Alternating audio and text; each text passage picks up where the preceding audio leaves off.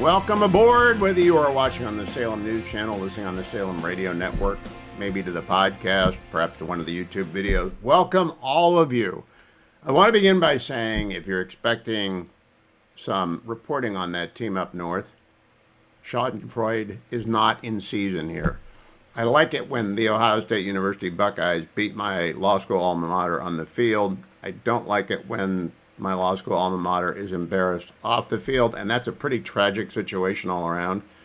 Especially I hope the NC2A steps in and immediately says the portal is open for the recruits for the Wolverines, because they got swindled. The university had to know this was coming, and they let those kids sign with the university, and they'll be in the portal soon enough, but they ought to open the portal up right away. That's not a hard decision. Serendipity, I've got Admiral William McRaven coming along later today in hour number 2, talking about his book, Conquering Crisis, which is really maybe the safest Christmas present you can give to anyone doing anything anywhere. And I had read it this morning. I finished reading it, made my notes for the interview, one of those very nifty 4-page outlines. I only got in a half an hour with the Admiral, but it's a 4-page outline, so that's going to be interesting. But there's a segment of the book where he's in charge of the SEAL team and the recon Marines who have to take over an Iraqi oil tanker in the Indian Ocean 35 years ago, right, 1990, after Saddam has invaded Kuwait, before there's any authorizing legislation, which happens in January of 1991. And so we send the SEALs and the recon Marines to go grab this Iraqi freighter, and they do it. And, lots of hand-wringing over the last 24 hours because we did it again to a Venezuelan ghost ship full of illegal oil. And so I got asked by Dana and Bill to join him on America's Newsroom this morning. And here is that clip, cut number 1. Let's bring in Fox News contributor Hugh Hewitt. Let's start with Venezuela. And this is Senator Tim Kaine, what he was talking about when he was criticizing President Trump. The whole notion that these strikes are to stop boats with drugs on them is flimsy, in my view.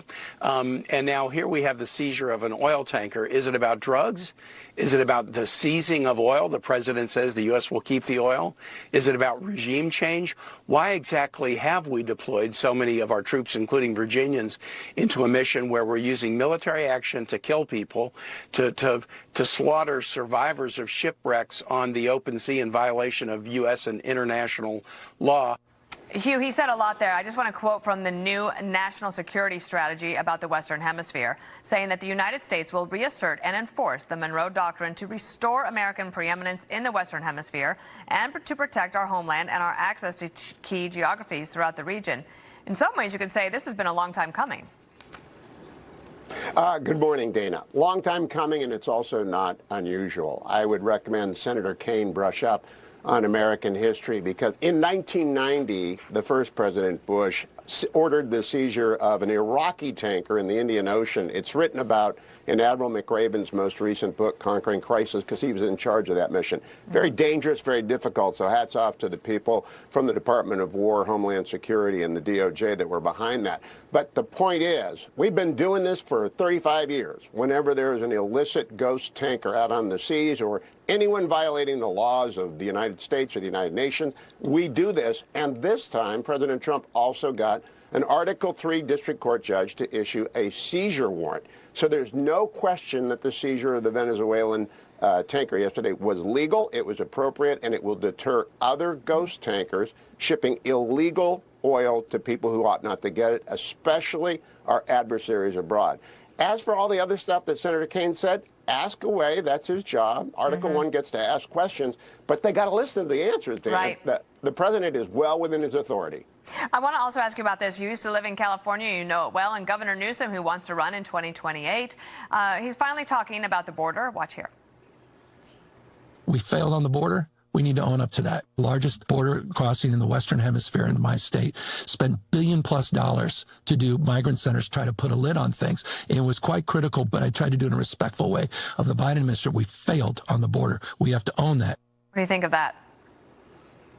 I think Governor Newsom is getting ready to run, and he's right. They failed. Not only did they failed spectacularly in the Otay Mesa. Yesterday, President Trump federalized about a square mile of land so that we can more effectively close the border. The most interesting difference between a year ago and today is that President Trump closed the border without any additional statutory authority from Congress for 4 years. However many millions of people who walked over that border, Biden administration and Governor Newsom said that the Congress needed to give additional authority. That was clearly not true. So whatever Gavin Newsom did, it wasn't enough, and apologizing for failure is not an argument for electing anyone to the presidency. Love that line. I also really love your show. I listen to that whenever I can. And enjoyed it this Dana past nice? weekend. Dana is very nice. Dana is wonderful. I love doing their program because she and Bill get the day off right. But now I have to turn serious. As you know, I've been left alone for 2 days, fetching Mrs. Hewitt off with doing grandparenting duty with babies. And so I've been left alone and I have a missing persons report. It's not of her. I know where she is. But when she left, if you're watching on the Salem News Channel, you'll see that we have here a box of the Trader Joe's mini gingerbread people. And it's empty. They're gone. And missing gingerbread people is a very bad thing. Generalissimo has not been around because the printer isn't working either. But if you happen to see, look, if there's a box of gingerbread people in there, I want to know, or even the plastic container that has them in, these people need to be returned immediately. All right, they need to come back. I also want to let you know that the Democrat attempt to extend the subsidies, the $40 billion in subsidies for the catastrophically failed Obamacare program did not pass the Senate today. It isn't going to happen. They knew it was never going to happen. Chuck Schumer shut down the government for a very long time knowing it wasn't going to happen. And guess what? It didn't happen. We're not going to do that. They've got to do something that is targeted at people at maybe 150%, 200% above the poverty line who have been forced by Obamacare into the state exchanges, and that's it. Now, I do want to thank the hundreds of you who responded yesterday to my appeal for you to join us in supporting Angel Tree. Prison Fellowship is sponsoring an Angel Tree campaign to get people to donate in $30 increments so that they can help as many of the 1.5 million children across the United States who do not have mom or dad at home this Christmas. $30 allow a present that the child wants to get from Santa, that they get that present. They also get a note from mom or dad who are behind bars somewhere talking about the present, how much they love them. They also get a children's Bible, and they get a connection with an Angel Tree volunteer. That's probably the most important part of the deal. Give a listen to Stacey Campbell as she speaks about this. And it was a little boy answered the door and I said, "Oh, here's a gift from your dad." And it was just this, oh, he remembered me. And I think the whole gift kind of fades into the background. It's that connection and that realization that I belong and my friends are having Christmas, but I'm having Christmas too. I'm worthy as a little kid. And that's the part that doesn't leave you. It really cannot be beat. Thank you in advance for your donation. The banner is at the top of HughHewitt.com. Go there to HughHewitt.com and make the donation. And a shout out to my friend Dan Rundy, who I met at my favorite watering hole today for lunch because I wanted to meet the lovely Ambassador Rundy. Ambassador Sonia Rundy was formerly the ambassador of Argentina, the Organization of American States. And you can always tell a good marriage by a couple of things. Number one, it's really cold in D.C. Really cold. So cold that I would, if I had the fetching Mrs. Hewitt with me, I would drop her off at the door and say, "I'll meet you back here, honey, after I park the car." In fact, the ambassador left Dan. Now, Dan wrote a great book, The American Imperative, and I recommend it to everyone for Christmas, American Imperative. But she left him off at the door, and she went and parked the car. And I thought, that's a very strong marriage. Then she had to leave early, which is why she actually parked the car. And once she was gone, Dan looks mischievously at our guest and me and says, "Well, now I'm going to have the hot fudge sundae." And you know what? They've been married more than 25 years. And that's the kind of thing that happens when you've been married for more than 25 years. You know that your spouse can let you off at the car and you will not hear about it for the rest of your, brave the cold. And you know what not to do in front of them. For example, these missing gingerbread people probably would not have gone missing had the fetching Mrs. Hewitt been here. but if you see them anywhere, they might be with Dan Runde and his Hot Fudge Sundae. But let me know. Give me a call. You could not ask for more Christmassy weather in Virginia, which is not my idea of a Virginia Christmas. However, I did take my Relief Factor with me. I brought it with me after lunch. I'm ready to take it so that I can sprint when I'm outside. I carry in curcumin, resveratrol, omega. I take it every day. In the first hour of the show with a little bit of Trader Joe's water, for the simple reason it does keep me going faster when it's colder, and it is a bit nippy outside, inside the Beltway. If you call 1-800-4 and the word relief, 1-800-4-RELIEF, you can get the starter trial pack Relief Factor for $19.95. If you're watching on the Salem News Channel, you can see it. And trust me, I've been taking this for 12 years. The only supplement I've taken for more than 20 years. I recommend it without reservation. Give it a shot. ReliefFactor.com, ReliefFactor.com. Noah Rothman has arrived. Mr. Noah, welcome. Merry Christmas to you. I hope you're having a good season. Are you enjoying the season? Is it cold in New Jersey? Merry Christmas, Hugh. It is freezing. I am enjoying the season. I'm recovering from a really early bout of flu, but a self-administered one. I'm almost positive because I got it by taking a preemptive flu shot. It was right away. There's no other question where it came from, but this is what you get for being proactive these days. Well, no, I took it in September and had the same thing happen to me. I always take it in September with my wife. We make a habit out of that, but I always get a little bit sick. Okay, Noah, I keep a list of my disagreements with President Trump for when people want to accuse me of agreeing with President Trump. However, one of those is not the seizure of the Venezuelan tanker. What does Noah Rothman think about the seizure of the Venezuelan tanker? I'm all in favor of it. What do you think? I'm all in favor of it. It's infinitely preferable to just blowing stuff up and not capturing the contraband that's illicit and that we're attempting to interdict and identify the sources and the runners of. I mean, this is how you do things. This is the Department of Justice executing a warrant, literally a warranted strike on a sanctioned vessel.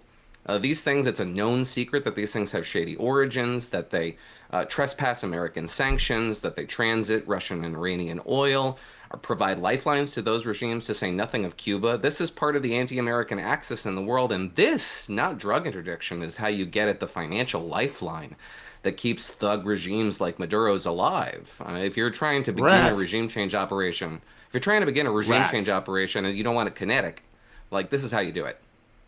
I really wanted you to say no, because I've got the trap right here. Later in the program, Admiral McRaven is with me about his new book, Conquering Crisis. He did this very thing with a team of SEALs and Marines in 1990 in the Indian Ocean without any authority from a district court. So I'm looking for someone. I'm so glad who hates I evaded your trap, Hugh. You did. Very, very, very nimbly. Let's go back, though, and talk about Venezuela. I happened to have had lunch today with Argentina's former ambassador to OAS. And I'm not going to quote her, but let me just say that there are a few people in South America who are really hoping we topple the Maduro regime.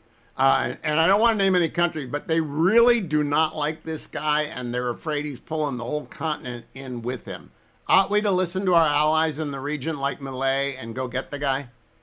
We should. I would be surprised if there weren't more people in the region who want to topple Maduro than there are in the United States. I don't know if you came across Progressive Congressman Ro Khanna's reaction to Senate Minority Leader Chuck Schumer, who said, well, he's very skeptical of the regime change operation and would oppose it.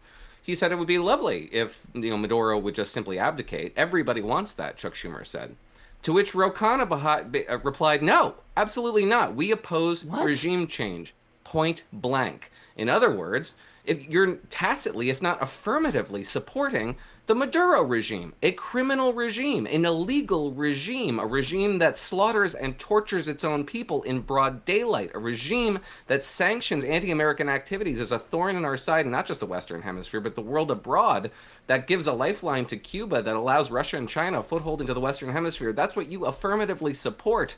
And in the name, by the way, of compassion for the very people who you're talking about, Hugh, who want to be liberated from the yoke of this thugocracy, this socialistic regime that long ago lost legitimacy. It's just mind-boggling. Congressman Khanna is a welcome and frequent guest on the program. You know what that tells me? that tells me he's running for president. That you've got to be to the extreme left side of the Democratic Party in order to even consider running for president. I've always thought he's a very smart guy. I don't know if you've ever spent any time with him, Yale lawyer. Oh, yeah, no, absolutely. Very smart guy. So that's crazy. Don't you think that means he's running for president? So he very well could be. He also strikes me as a sincere guy, which is why I took so much issue with that comment. And if you're right, if his calculation here is that in order to be a viable presidential candidate for the Democratic Party, his calculation must be that I have to take the other side of a fight in which the United States is engaged, that says a lot of bad things about the Democratic Party's primary electorate. I wouldn't want to advertise it does. That. Jasmine Crockett says a lot of bad things about the Democratic Party's primary electorate, even if it is true that the National Republican Senatorial Committee baited her into running. I think John Cornyn's a layup here. I think she might be competitive against Attorney General Ken Paxton in Texas because he carries a lot of baggage. Do you think the GOP takes into consideration things like, let's take the layup, or does the sort of angry with everyone who's ever lived in Washington, D.C. Crowd in the Republican primary win this? I think Republicans can't take that seat for granted if Ken Paxton wins the Republican primary. He's the favorite candidate in that case, but there's a lot of resources that could go to other races that will need those resources that will go to shoring up Ken Paxton. And those suburbs just keep getting bluer and bluer. In a year that's really pro-democratic, it's one, you never know. It can go. It's been forecast forever to the point where it's almost cliche to say watch Texas, but you do got to watch Texas if the Republicans nominate a vulnerable candidate. Same with Ohio. These dark blue states, some of the polling is starting to look a little iffy. We're a year out. It's too early to make any, grandiose projections about this sort of thing. And Jasmine Crockett is a really bad candidate for that state. Any other Republican besides Ken Paxton, she wouldn't even have a shot. And she's still probably... You're talking about the most recent version of Jasmine Crockett. If you go back 4 or 5 years, she is also an extraordinarily smart, I think, Yale-trained lawyer, and is a completely different person now when she realized that the monetization of controversy is good for a candidacy. It's really a short... Have you noticed that normal people are going crazy? She's very genuinely insincere. In that sense. And I guess people appreciate being lied to well. But yes, I have noticed that there's a lot of illogic abroad out there. But the weaponization is that yours? I'm stealing that. Genuinely insincere. I'm going to take that. It's yours. It's yours. Thank you. There is a sort of a cleverness to the weaponization of America's reflexive oppositional dysfunction, where we just oppose literally anything that comes across our transom from the opposite party, and behave in ways that are very manipulable. Because if the party does something you don't like, you do the opposite, even if it's to your detriment. So that could be useful insofar as if you say, this is the candidate we dislike the absolute most. You can manipulate a segment of the primary electorate to rally around that candidate. That is partially, not wholly, but partially what drew Jasmine Crockett into the race and what forced out a more viable candidate. James Tellerico still stands, but it's looking much more likely that Jasmine will emerge the nominee.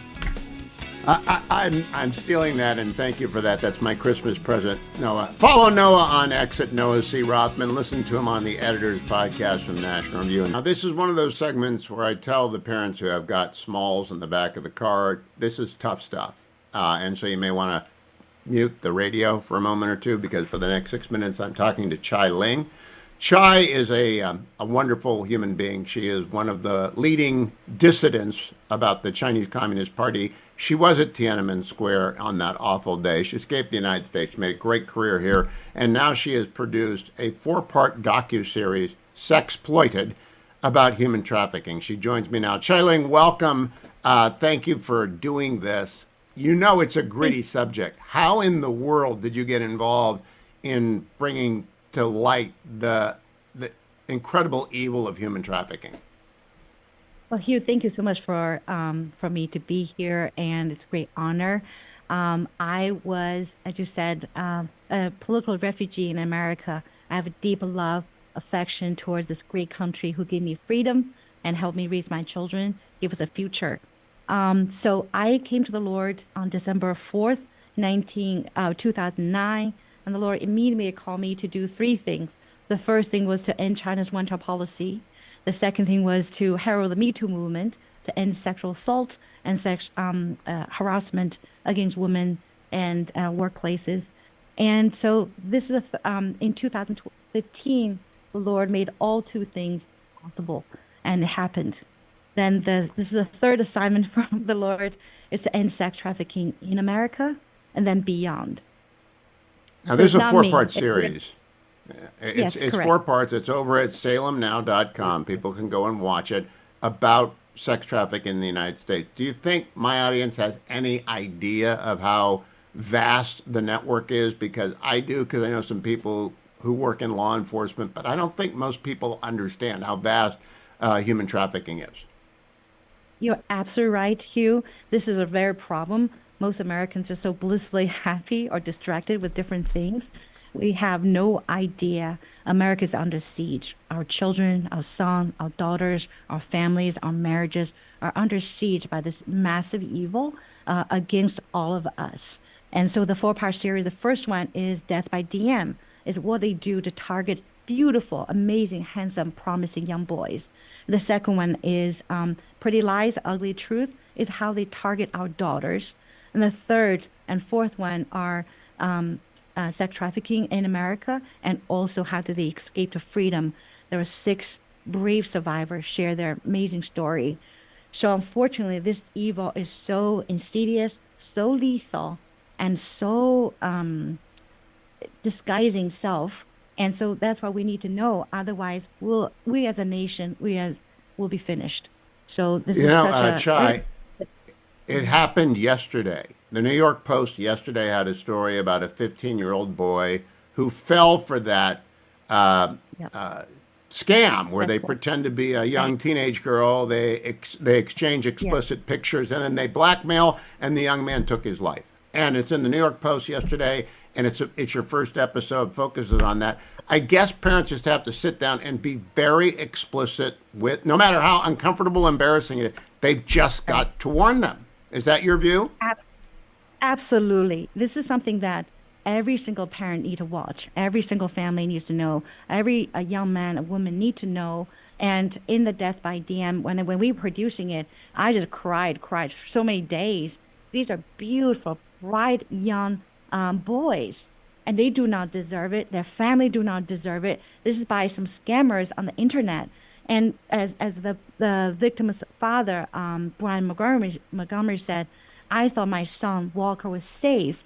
What I did not know is I let the door open and the world's worst predator walked in and took his life. So every single family, every single parent need to watch this. This cannot, you can't not to watch it, to save your family, protect our children. And after they watch it, they need to tell 12 people to watch it and tell 12 the people, to tell each of their 12 people to watch it. This way we can save America, we can save lives, we can protect our country and our family. Every parent you know, or in my case, grandparent, tell them about Sexploited. It is available at salemnow.com, and the province of Chai Ling can't get any better. You're a hero to millions of Chinese, and I hope Americans as well. And I thank you for making the documentary. I think you're saving lives with Sexploited. 4 parts. It's over at salemnow.com. Chai Ling, thank you so much for joining me, and thank you for saving lives. It can't be easy to have made this, but I'm glad you did. Sexploited at salemnow.com. Thanks, Chai Ling. Don't go anywhere, America. I'll be right back.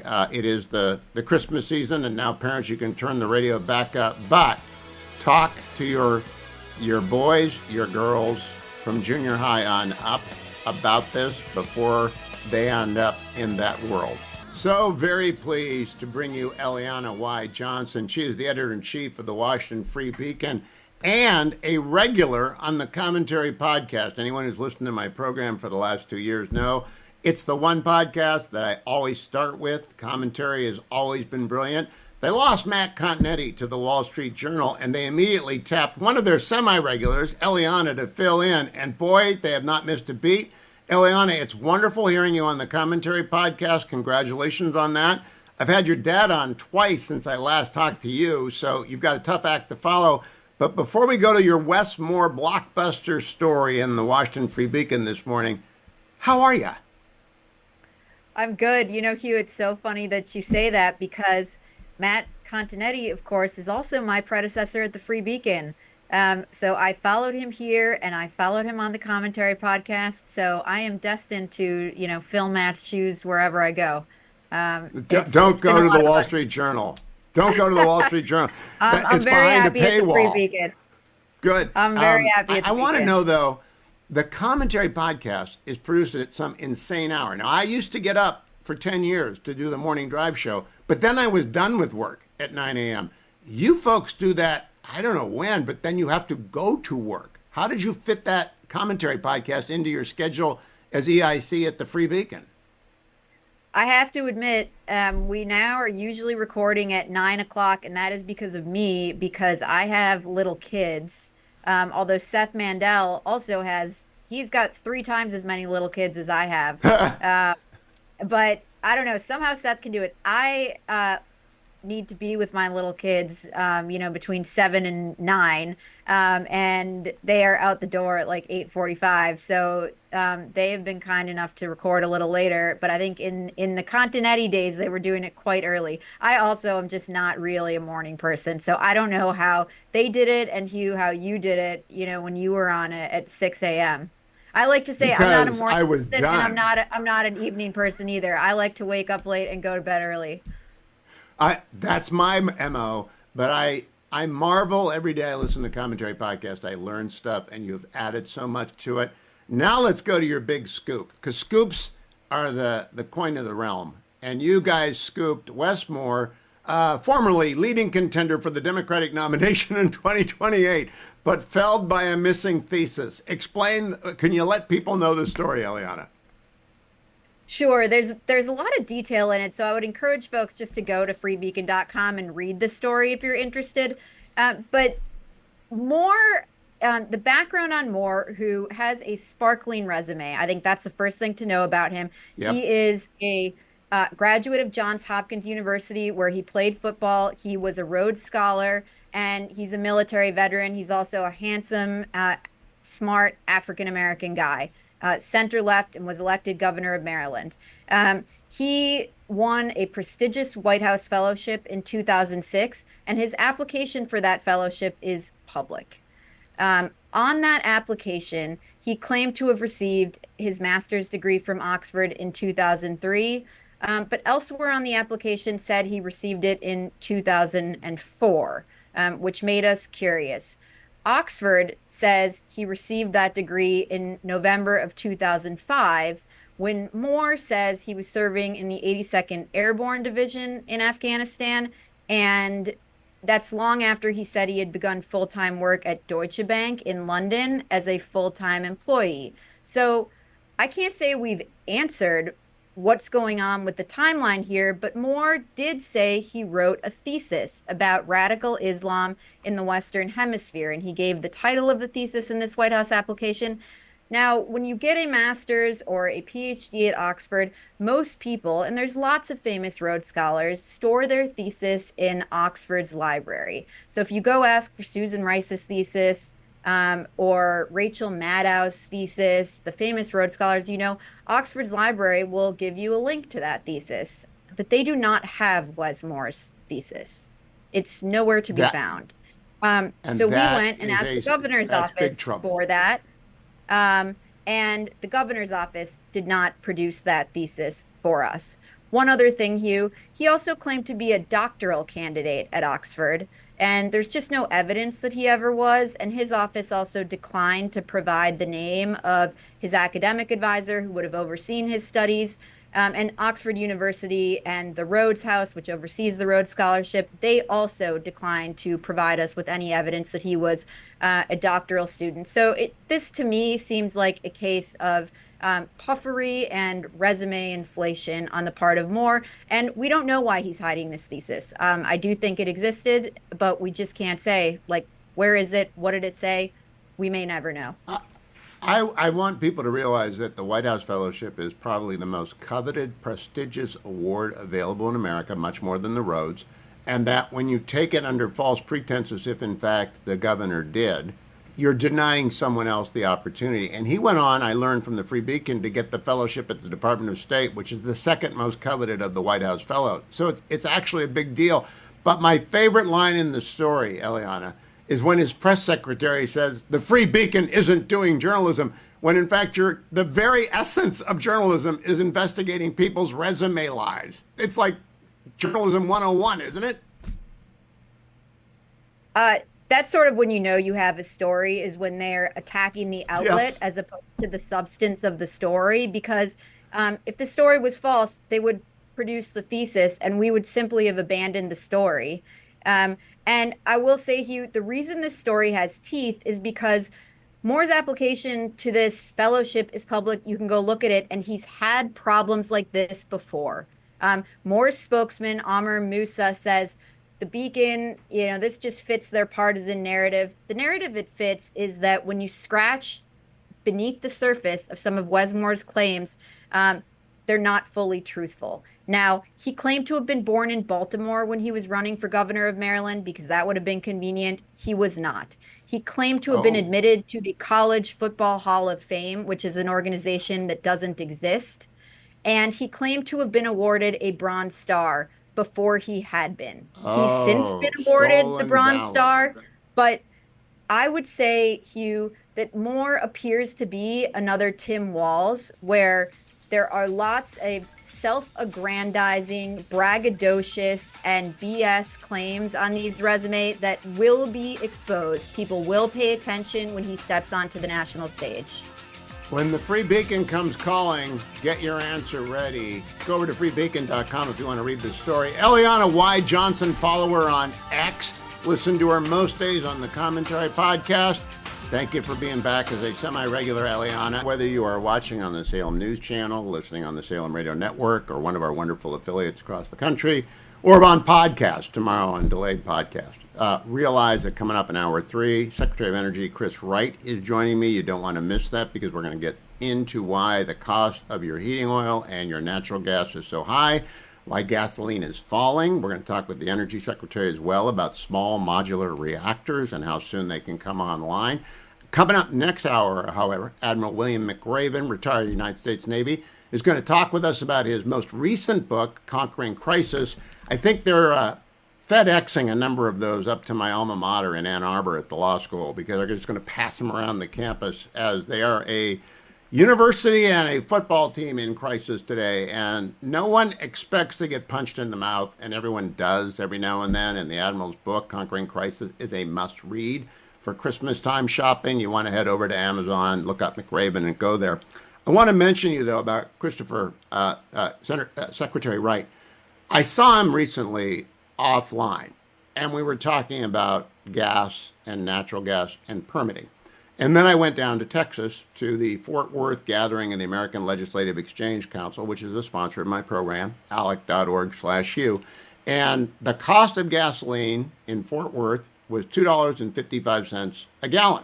So I immediately went and looked back to my town in Orange County, California, where we left 10 years ago, and where we go back to whenever I'm teaching for the semester, and gasoline is at $4.75. So, and that's, by the way, one of the cheaper places in California. You get up close to $5.50 in other parts of California. The question is, why is that? Now, I asked Secretary Wright about that, but I also asked all the legislators at ALEC about that. And the answer comes down, is your jurisdiction permit friendly? Now, I pulled a trick this morning on Fox News. I read a column for them on Tuesdays and Thursdays. And this morning's is President Trump should brand an energy drink. And that was a blatant and absolutely shameless hook to get you to read about preemption. The doctrine of preemption. The federal government, pursuant to the Commerce Clause, has the right to pass a law that preempts all state and local regulation.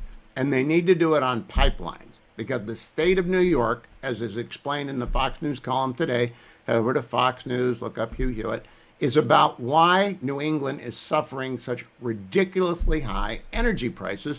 It's because the state of New York will not permit 2 separate pipelines from Pennsylvania, where the natural gas is plentiful. The Yinzers have got it. They got the Marcellus formation of shale, and they are tapping into it, and they want to pipe it across the state of New York up to Massachusetts, up to New Hampshire, Rhode Island, Connecticut, and of course, Maine, and they can't do it because of New York. It's blue state on blue state violence. And I explained it today. I apologize for the shameless hook that I used, but no one else is going to read about preemption. My con law students say it's the second most boring part of con law, only beat by the Dormant Commerce Clause. And I agree with them, but you got to know why your gas costs so much. Really grateful to have Admiral William McRaven back as a guest on the program.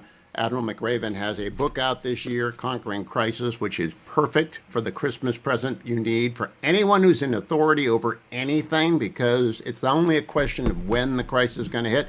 Admiral, welcome back. I got to tell you at the start, it's better to be lucky sometimes than smart. I got asked this morning, the day after I finished reading your book and making my outline, to go on Fox and talk about seizing the Venezuelan freighter or tanker. I said, we've been doing this since 1990. Admiral McRaven writes about that. You did it when? In the summer of April 1990 in the Indian Ocean? Nope. Good to be with you. Thank you. Tell people about that. So 1990, I was out for Desert Storm, and we had 2 Iraqi tankers that were in violation of the UN Security Resolution 660. So yeah, we were given the authority to go board these ships, armed boarding to stop them in order to comply with the resolution. So how impressed were you with yesterday's video that you were able to see? I know from your book that is a lot harder than it looks. The rappelling down from the helicopters onto I think you called it a dirty deck, something that they had fouled the deck. Fouled deck, right. Yeah, so, this is something that the Marines and the SEALs practice all the time, Hugh. So, it's not overly complicated. The helicopter approaches where there is a clear space for the Marines or the SEALs to land. They drop down the fast ropes, and the guys fast rope down.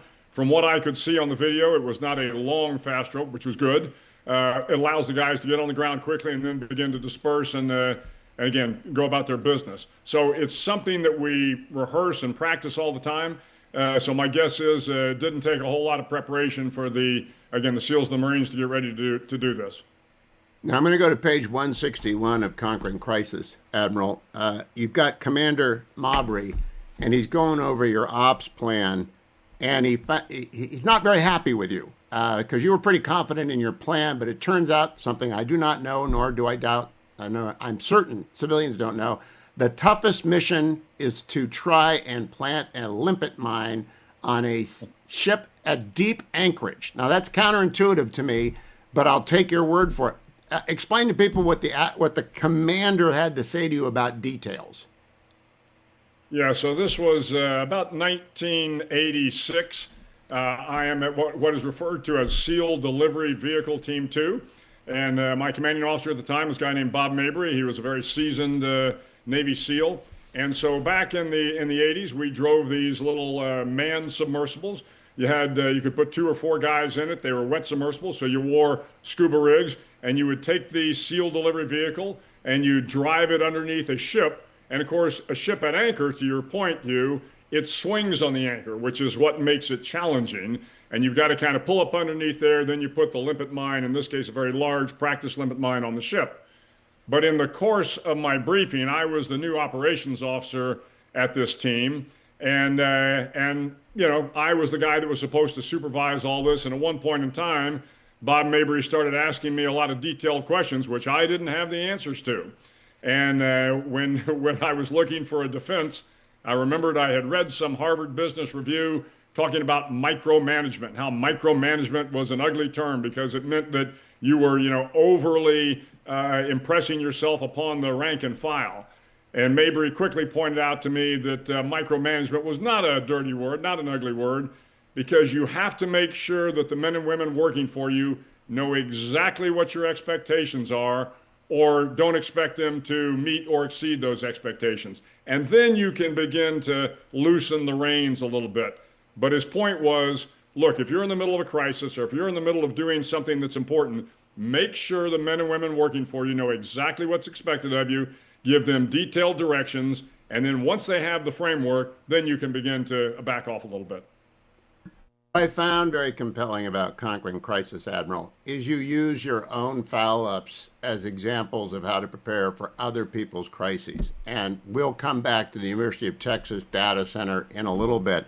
But I wonder, were you surprised? Yesterday, my law school alma mater, University of Michigan, got blown up. And they're all over the newspaper. We don't have to talk about why. It's a terrible crisis. 2 days ago, they were fine. Today, it's a mess. The NBA got hit with a cheating scandal. Major League Baseball, my beloved Cleveland Guardians, cheating scandal. Everybody gets hit in the face. Is that true? Every organization, every boss, everyone with authority gets hit in the face with a crisis? Well, I mean, at some point in time, I think a crisis is going to cross your threshold. You bet.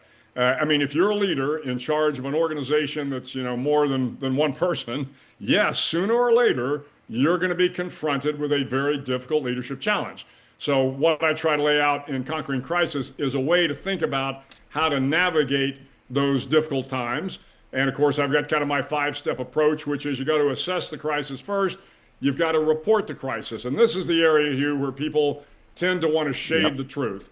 And the point I make in the book is, look, if you want to shade the truth about Michigan, about pick someplace, the truth will always come out. So it is always best when you're in a leadership position, tell the truth, the whole truth, and nothing but the truth. Get it out there as quickly as you can so that if you're in a corporation, so that your shareholders know what's going on.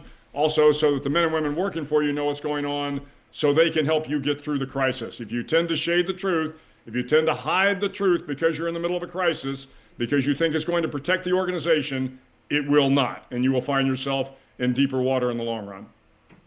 Amen to all of that. And that's why I think everyone ought to read Conquering Crisis if they have any authority over anyone or anything, because the temptation will be to hope that nobody notices, and somebody will.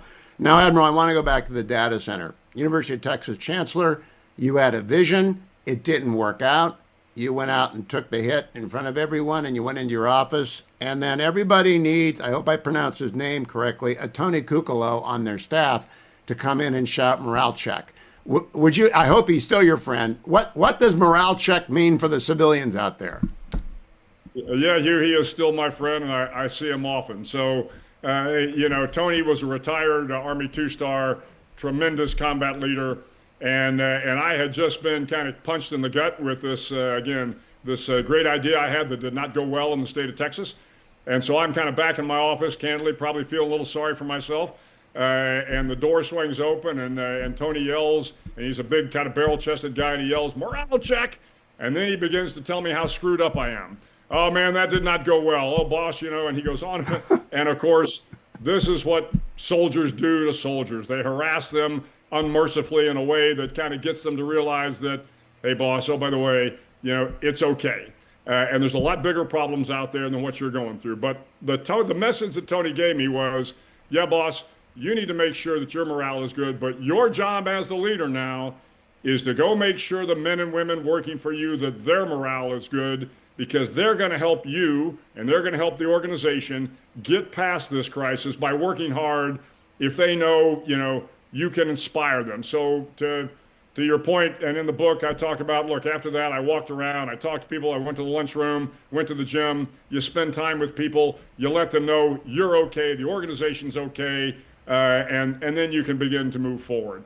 But yeah, morale check is a little bit of a two-word, a two-word announcement that, hey, it's time to realize that no matter how bad things are, they're going to get better. Now, before we go to break, I want to get into the very first report, which we practice pretty much every day on the program. I got a producer who's the best in the business. He'll let me know when there's breaking news. But we always wait, because first reports are always wrong. And so when I saw in Conquering Crisis your first admonition to people, first reports are always wrong, I feel somewhat vindicated in the approach that we're not always first with breaking news, because breaking news is usually incomplete at best and often wrong. Do you think news could generally adopt a dial-it-back approach to their benefit? Yeah, I think the problem is, Hugh, with all the news outlets, they're all trying to be the first with the news. And this can be a little dangerous. To your point, this is an old Napoleon saying that first reports are always wrong. Well, I'm not sure they're always wrong, but I will tell you, in my time in the Navy, they were wrong an awful lot. So you have to, certainly as a leader, you have to be a little thoughtful You have to make sure you've got as much information as you can bring in before you begin to move out. Now, that's the art and the science of leadership. I mean, you want to have enough information to make sure you're pointing the organization in the right direction, that in the case of the news outlet, that you're reporting the right news. But I think in the case of the news outlet, and frankly, as a leader, you want to be careful about making declarative statements until you have all the facts. And I think most news organizations are quick to point out, hey, reports are still coming in. We don't have all the facts. You have to make sure that you caveat your first reports with those words, or someone will come back and say, hey, you told us this, and you were a little bit too declarative, you were a little bit too forward-leaning. Make sure you have all the facts before you move out too quickly. I'll be right back with Admiral McRaven to talk more about conquering crisis after the break. I'll talk to him during the break and put it on the podcast as well. But I encourage you during the break, if you're in your car, don't do it when you're in your car, get home and order it as a Christmas present, because anyone in any authority over anyone or anything will benefit by reading Conquering Crisis. I wanted to save the part that embarrasses me until we were off the network, Admiral. For 40 years, I thought Operation Eagle Claw was actually called Desert One until I read your book. And Operation Eagle Claw is, of course, the failed mission to rescue our hostages in Tehran. But I always thought it was Desert One. Did anyone else come up to you and tell you that? Because that's what I always thought it was called. Well, I think all of us in the special operations community knew that it was Operation Eagle Claw. You know, we give operations names like Neptune Spear. They all have names so that we can remember them for their success or their failure in the case of Eagle Claw.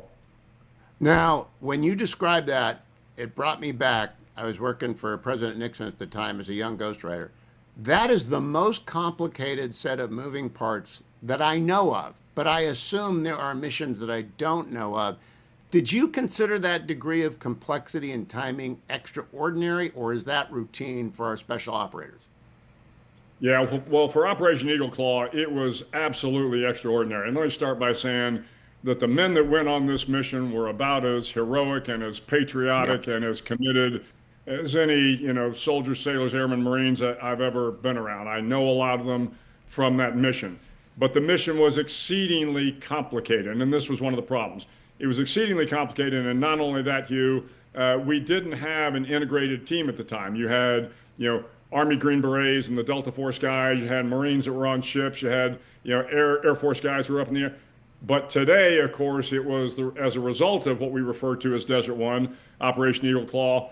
The Congress established the U.S. Special Operations Command, and that's what brought Army, Navy, Air Force, and then Marines into the special operation community. We work together, we train together, and we operate together. And so now this kind of joint team is, there is no one in the world that comes anywhere close to the capability that the joint U.S. Special Operations Command brings to the fight.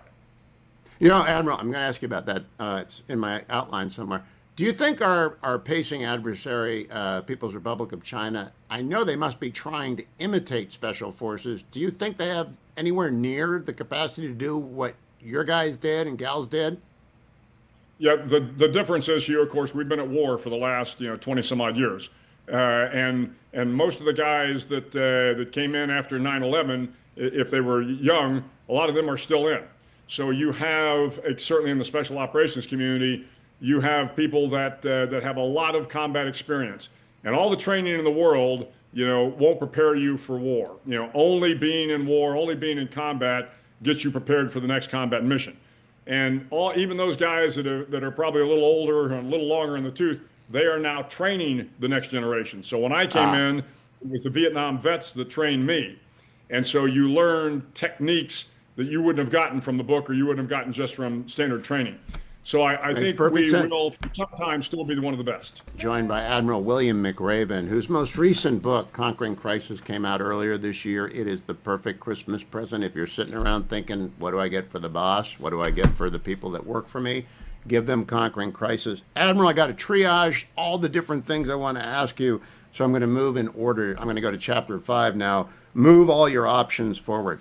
I thought I knew my Churchill. I have never heard of the Tirpitz mission. I didn't know about the redundancy in planning. Would you let people know about that a little bit? Because moving your options forward makes perfect sense to me, and the illustration is wonderful, but I've never heard of the incident before. Yeah, so during World War II, there were two huge German battleships, the Bismarck and the Tirpitz.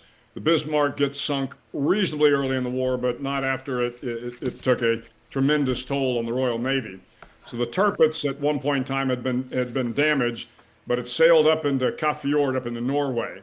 And so the Brits were trying to destroy the Tirpitz. And Churchill came to the Combined Operations Command, which was their U.S. Special Operations Command, if you will, and said, look, I need some options for doing this. And so there was a bombing option using the Royal Air Force. That was really problematic because it was the area where the Tirpitz was in a fjord surrounded by high mountains, and the bombers couldn't get in. Then there was an X-craft, these small dry submersibles. This was another part of the raid because he was going to send those in. And then there was another part of it, which was to destroy the dry dock in Saint-Nazaire, France, so that if the Tirpitz came out and got damaged, this was the only place she could be fixed. And therefore, if they destroyed the dry dock, she could never be fixed and she'd have to go, sit out the rest of the war.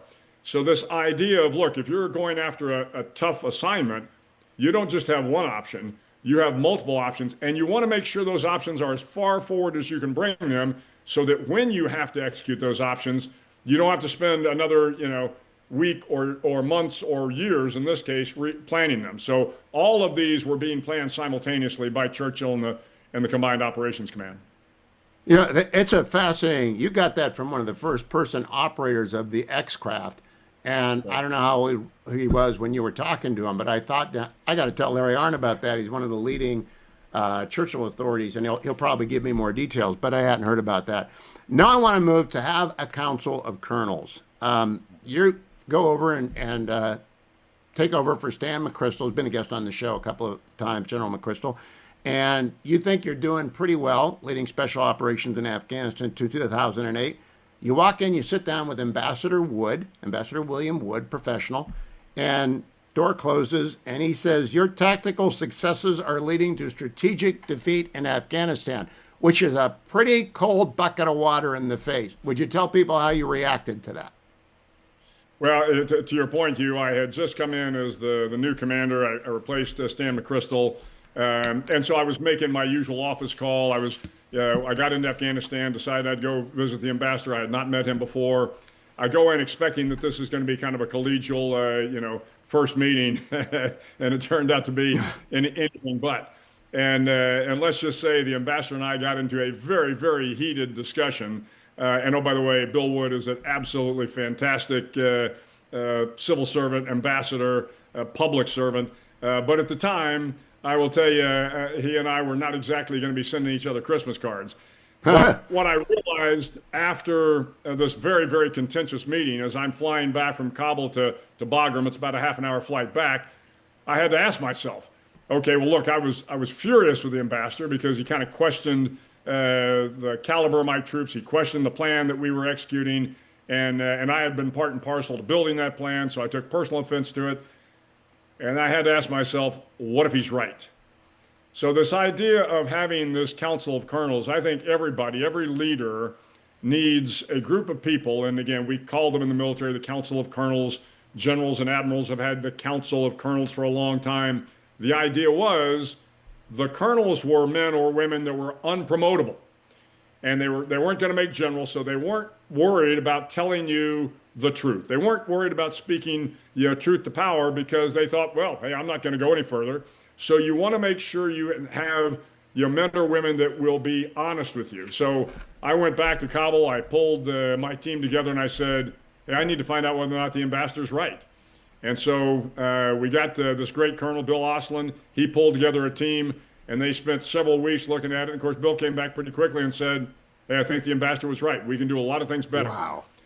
And I took this idea from my 3-star command. Then when I got to SOCOM, I had the same thing. When I went to the University of Texas as the system chancellor, I had a group of 6 or 7 people. Every time I was getting ready to make a difficult decision, I pulled them in and said, okay, am I making the right decision? Now, again, at the end of the day, the decision is yours, but you want to have as much counsel as you can get, and you want people that aren't afraid to tell you that, the emperor doesn't have any clothes. Now, it's a fabulous chapter in Conquering Crisis. I got time for one more lesson from it. I'm going to pick trust the second law of thermodynamics, even though I know nothing about thermodynamics, and I'm even afraid of pronouncing entropy correctly. But you were trying to get through to a bunch of students what the analogy was to chaos. Take it from there, Admiral. So I teach a class at the LBJ School of Public Affairs, graduate class, and it's a class on national security decision making. And I give them kind of an approach for thinking about how they're going to solve problems. And one of the things I tell them is, you have to think about the second law of thermodynamics. Of course, I always ask, how many engineers do we have in the room? Can anybody tell me what the second law of thermodynamics is? And but at the end of the day, the second law of thermodynamics says everything deteriorates over time. And my point in a crisis is, if you don't do anything and you think the crisis is going to get better, it isn't. Everything deteriorates over time. You have to take steps, bold steps, to contain the crisis, shape it, and then manage it to its conclusion. It's really a brilliant chapter, and I wish I could take that class from you. Admiral McRaven, thank you for your time today. The book is Conquering Crisis. It's available at Amazon. Go and give it to everyone in your organization who you want to speak truth to you and to whom you want to be able to speak truth to when that crisis materializes. Admiral William McRaven, always an honor. Thanks for joining me, Admiral. Let me tell everyone out there, coming up after the break, next hour, I'm going to talk with Energy Secretary Christopher Wright about energy in America. And I remind you, that is a crisis. We are actually in a crisis because it's becoming impossible for people in New England to heat their homes on the budget that they have long accustomed themselves to. That is a man-made crisis. That is not anything that we have to put up with. That is a problem of permitting. And I want you to be able to know that.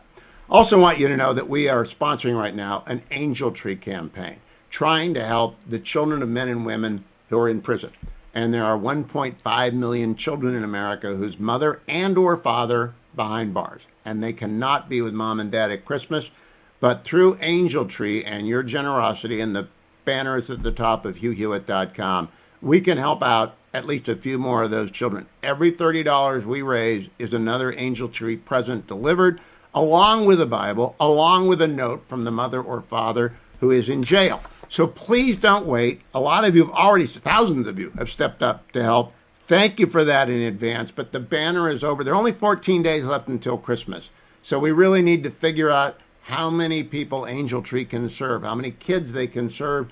Your donation today of $30, $60, $90, $300, every $30 is another child. I thank you in advance for doing it. Got to tell you, I love talking to people like Admiral McRaven. Admiral Stavridis used to be on the program weekly until CNN signed him to one of those contracts so that they can't appear on another network, unless and until he writes another book, and then Stav will be back. Mark Montgomery comes on. General McChrystal's been on whenever he puts a book out. They write with clarity. Conquering Crisis is so clear, and I had just finished it when I got asked to comment on the Venezuelan operation. It is often better to be lucky than smart, and to always be reading. Let me tell you about what's going on in the Senate today, especially given that one of my sponsors are Conservatives for Lower Health Care Costs. Their website is pharmawindfall.com, and I urge you to go there. They had a debate today about whether or not to extend the Obamacare subsidies. That's not what Conservatives for Lower Health Care Costs is about. They're about making sure that Congress stops Big Pharma from looting the Treasury, the public fisc, again, which they've done a few times in the past several years. And right now they're making a fortune off a lot of drugs, the prices of which ought to be dropping. There's a lot of ways to manipulate the patenting of these things, but Big Pharma is not your friend. And I don't blame them. They're in the business of making as much money as possible, and they've got the best lobbyists in town. But we do not need to give them any more money.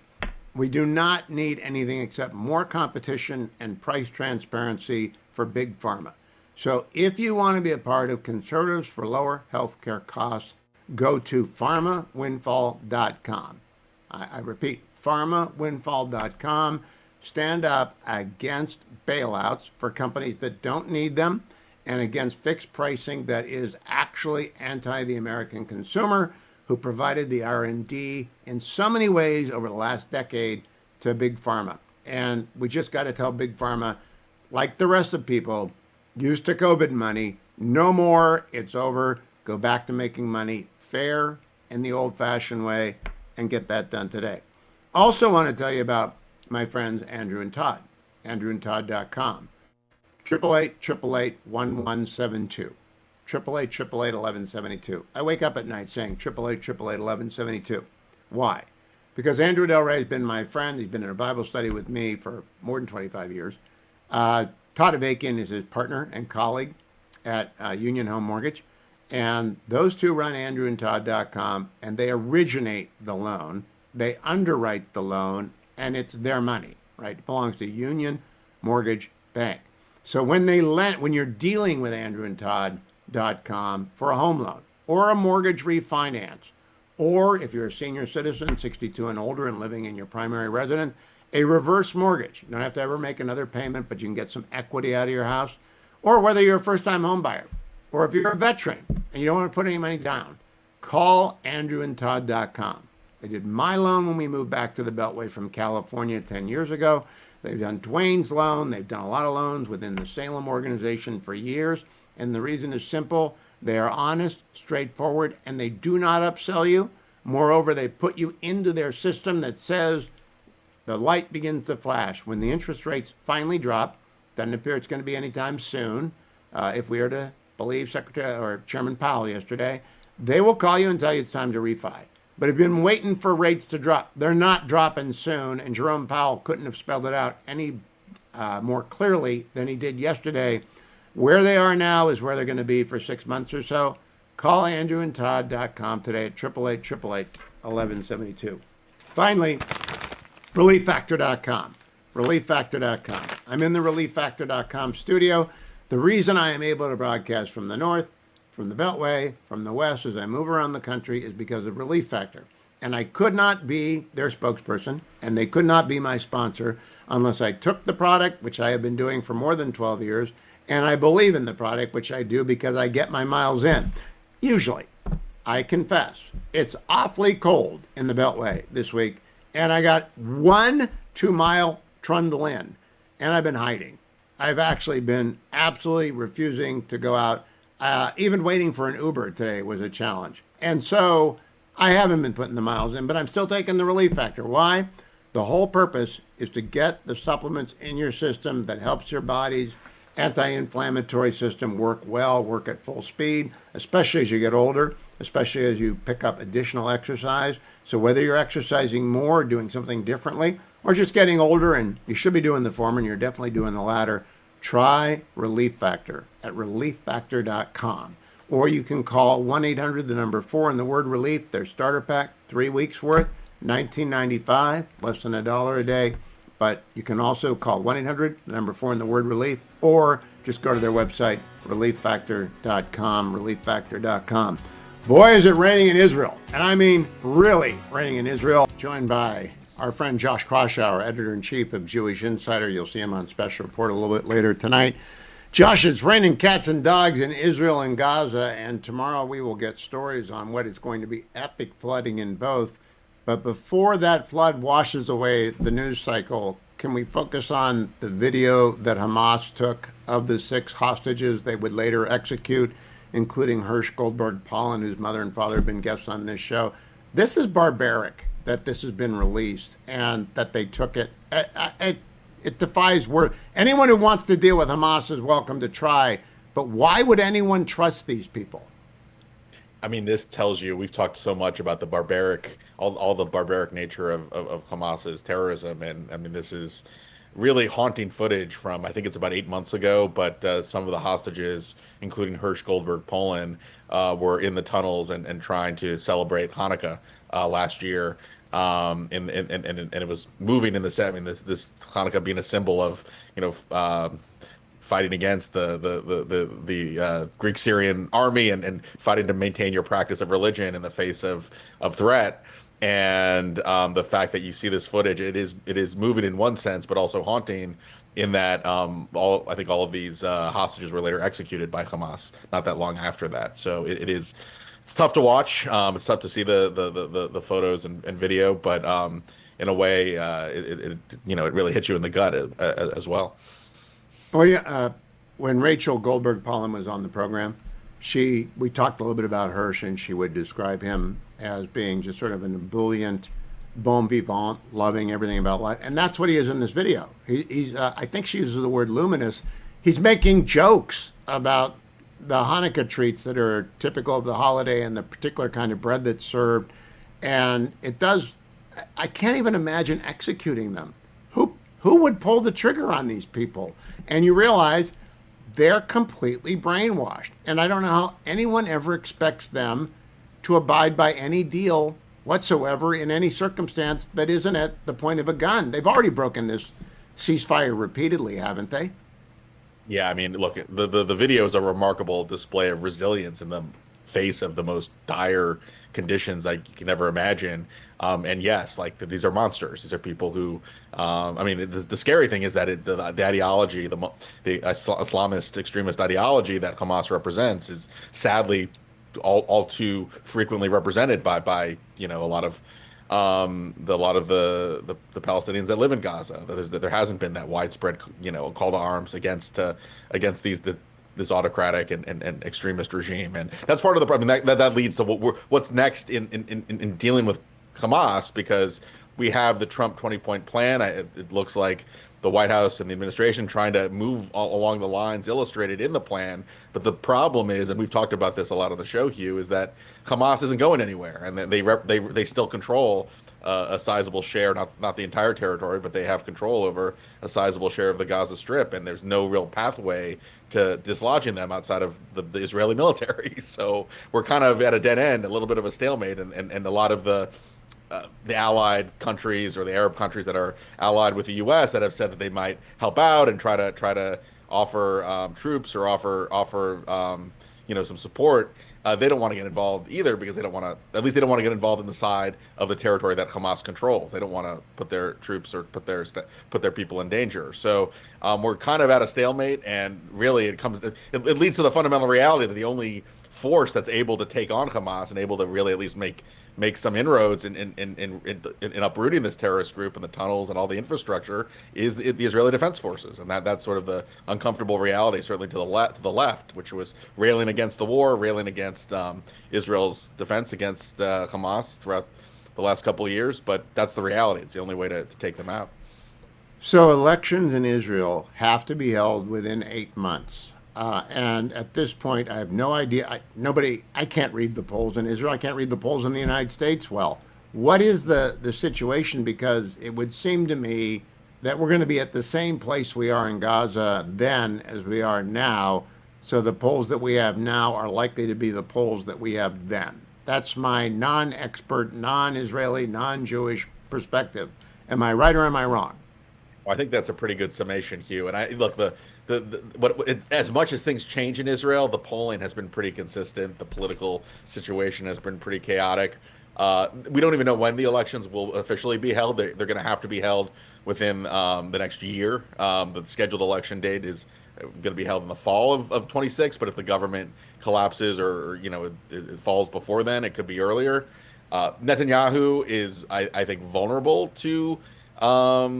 If you look at the polling, his favorability numbers are not great, despite a lot of these military and national security successes. The big issue now hanging over Israeli politics is the report and the commission of inquiry about how October 7th could have happened, and that's something that Netanyahu has been trying to stall and has been vulnerable with.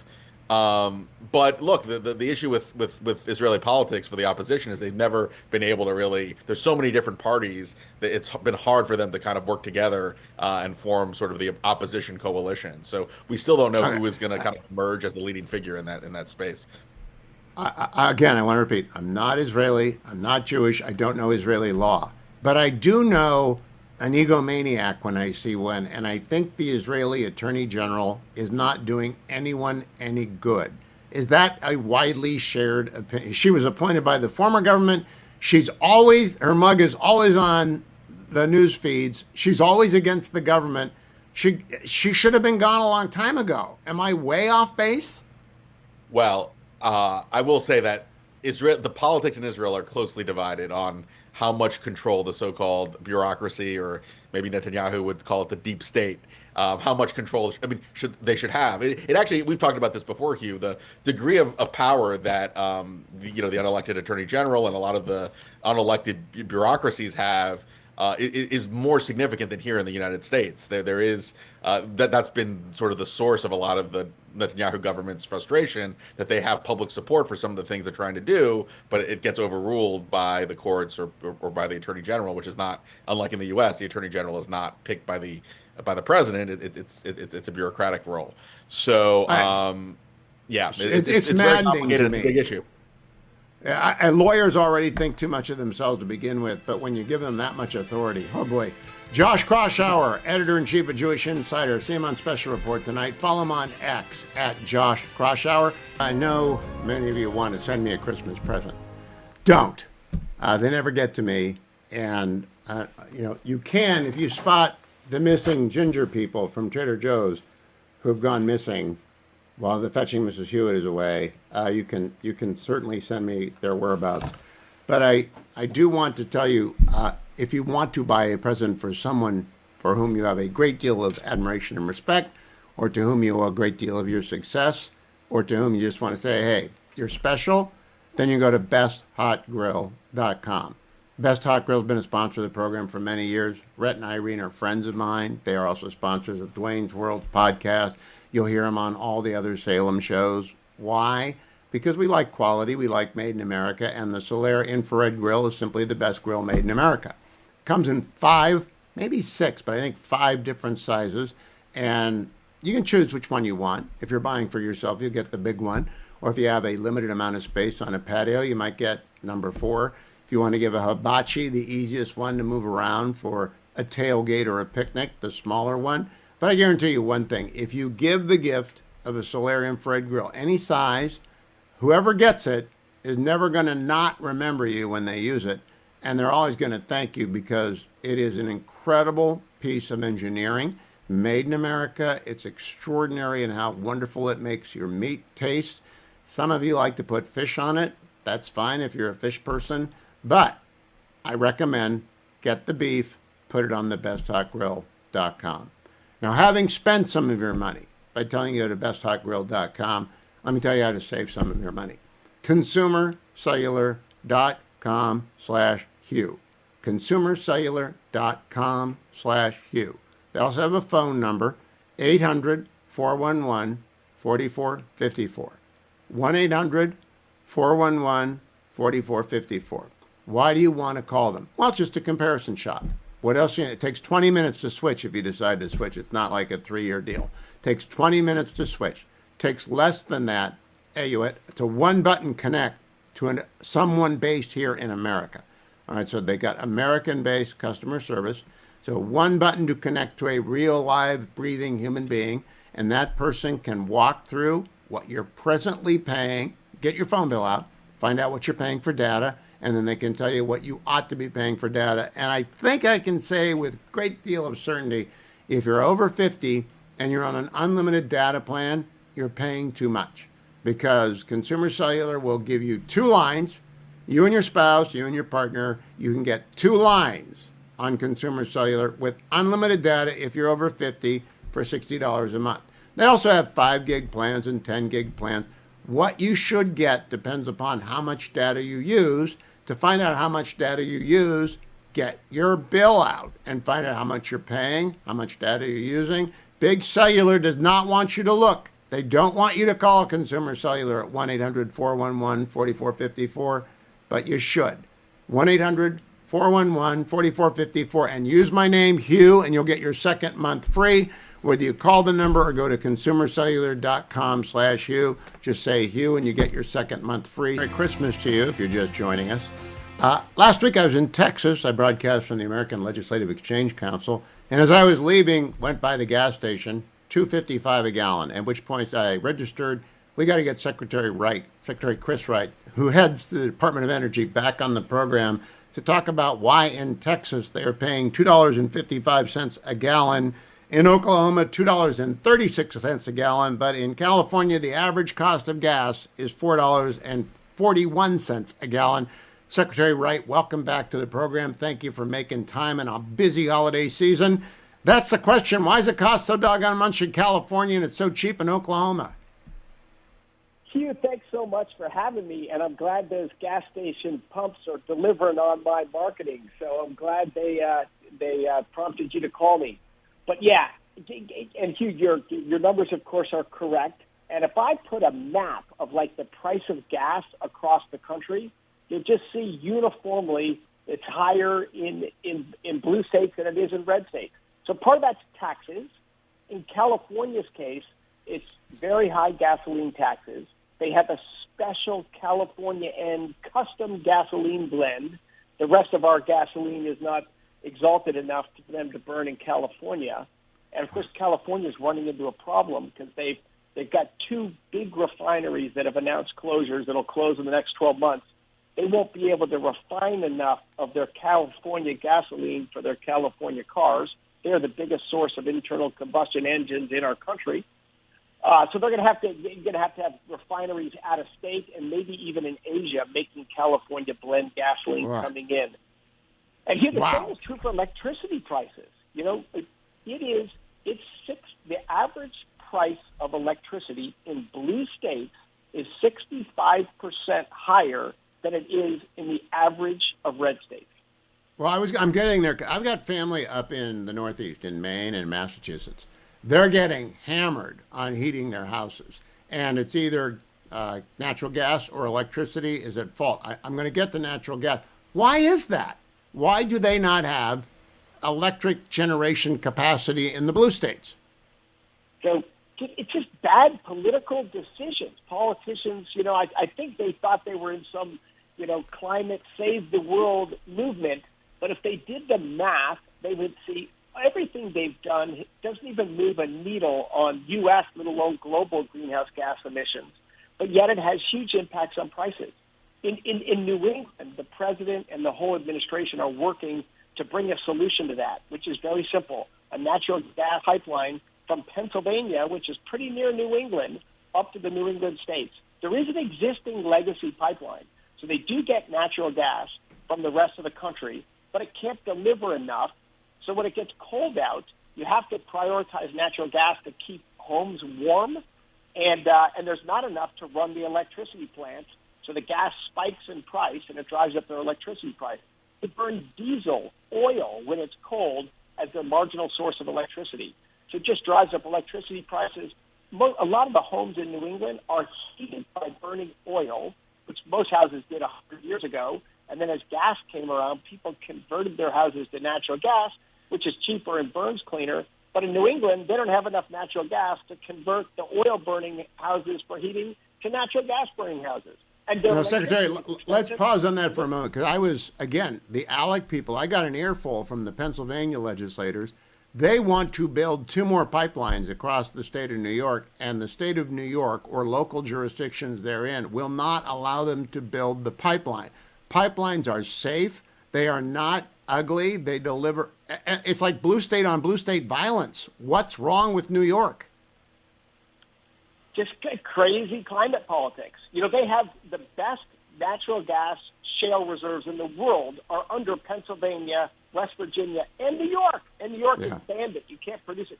So in any case, the President Trump, I'll give him huge credit, and our whole administration has been working hard with New York.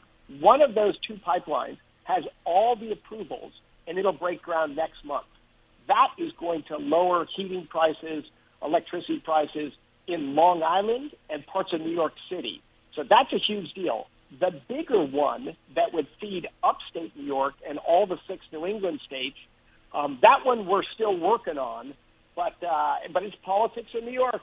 It's crazy that it's in your political best interest to have high prices, but what I think it is you're viewed as a climate criminal if you're common sense today and you don't get the low prices for another couple of years.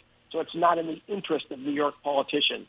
But we need to find a way to build that pipeline because it'll change the cost of energy for upstate New York and all 6 New England states. I am committed personally, as is Secretary Burgum, as is President Trump, to bring that relief to Americans in New England. A week ago on Special Report, we were talking about affordability on the panel. And I said, I hope the issue remains affordability, because if we keep producing energy at the rate of increase that Secretaries Wright and Burgum are overseeing, the cost of everything will go down. Was I talking through my hat, or was I talking truth? I smiled from ear to ear as I heard you say it. I watched it. I saw you on that show. But no, it's exactly right, Hugh. And as I know you know well, it's the basic infrastructure of an economy is energy. You can't make anything or do anything without energy. It's a huge variable in the cost of food, in the cost of housing, in the cost of products. So yes, if you make energy cheap, exactly as you said, you lowered the price of everything. That is President Trump's agenda. Lower the price of goods across this country. Not only does that make life more affordable, but if you lower the cost of energy, businesses will relocate to your community. Jobs and wages will get bid up. Our agenda, lower costs, raise wages. Pretty simple. I also say energy is freedom. That means China is trying to develop AI like we are. They are building the electrical production facilities to power AI, and we are not. So where do we stand on the modular reactor front, Secretary Wright?